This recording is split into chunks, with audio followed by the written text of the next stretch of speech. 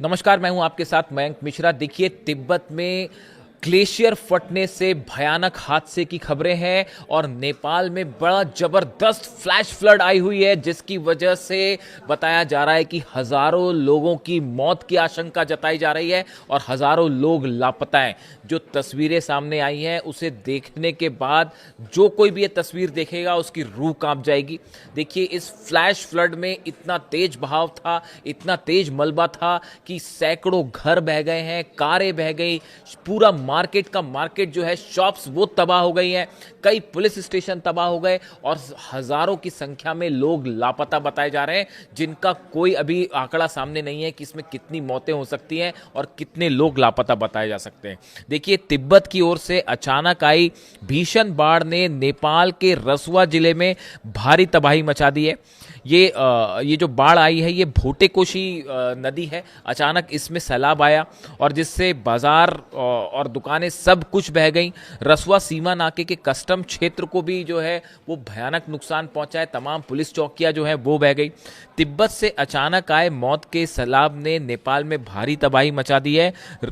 रसुआ जिले के तिमोरे में फ्लैश फ्लड के बाद हाहाकार मचा हुआ है और तबाही की डरावनी तस्वीरें सामने आ रही हैं। हालात की गंभीरता को देखते हुए 5 जिलों में हाई अलर्ट जारी कर दिया गया है और नेपाल के पीएम बालेन शाह के निर्देश पर सेना ने मोर्चा संभाल लिया है। हेलीकॉप्टर्स के जरिए लोगों के रेस्क्यू की कोशिश हो रही है। बड़े स्तर पर सेना उतार दी गई है ताकि जो लोग फ्लैश फ्लड में फंसे हुए हैं इनको बचाया जा सके। देखिए, रिपोर्ट के मुताबिक बुधवार की सुबह जो है ये हादसा हुआ है और तिब्बत की ओर से अचानक जो है वो ये सैलाब आया, भयंकर सैलाब आया और बिना कुछ चंद सेकंड के अंतर इसने जो है वो बड़ी संख्या में लोगों को अपनी चपेट में ले लिया। बताया जा रहा है कि पानी का ये अचानक बहाव सुबह करीब 9 बजे भोटेकोशी नदी में आया और फिर आगे बढ़कर त्रिशूली नदी में नुआकोट की ओर बढ़ा। तिब्बत में ग्लेशियर लेक आउटबर्स्ट यानी ग्लेशियर झील के फटने से ये तबाही हुई है। अब सैटेलाइट से समझने की कोशिश की जा रही है कि एग्जैक्टली कैसे इसकी शुरुआत हुई, कैसे ग्लेशियर फटा। ये तिब्बत का हिस्सा है जहां पर बताया जा रहा है कि ये जो ग्लेशियर है उसके फटने से हादसा हुआ। हाइड्रोलॉजी और मौसम विभाग स्थानीय प्रशासनिक कार्यालयों के साथ मिलकर चीनी अधिकारियों से संपर्क में है और घटना के जो ओरिजिनेट कैसे हुई, घटना का जो ओरिजिनेट पॉइंट क्या है उसका पता लगाया जा रहा है। इस बीच रसुआ, नोवाकोट, धादेंग, गोरखा और चितवन में नदी के किनारे वाले इलाकों में को हाई रिस्क घोषित कर दिया गया है। यहाँ से लोगों को हटने के लिए बोल दिया गया है। देखिए, ये जिस तरह से फ्लैश फ्लड आया, इसकी जो तस्वीरें सामने आई हैं वो इतनी भयानक तस्वीरें हैं कि लोग अपने घरों में थे, लोगों को बचने का, भागने का मौका ही नहीं मिला।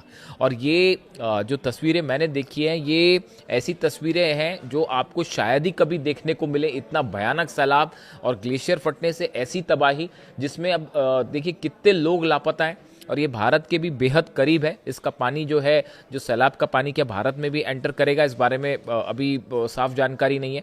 लेकिन देखिए, जिस तरह से ये ग्लेशियर फटा उसके बाद कई हाइड्रो पावर प्रोजेक्ट जो है नेपाल के वो भी तबाह हो गए, यानी बड़ा नुकसान हुआ है हाइड्रो पावर प्रोजेक्ट को, ऐसा बताया जा रहा है। और लोग अपने घरों में थे, दफ्तरों में थे, स्कूलों में थे और ये इतनी तेज फ्लैश फ्लड आई कि लोगों को बचने का और भागने का समय ही नहीं मिला और सिर्फ चंद सेकंड के अंदर पूरा शहर का शहर और गांव के गांव जो है वो इसकी चपेट में आ गए।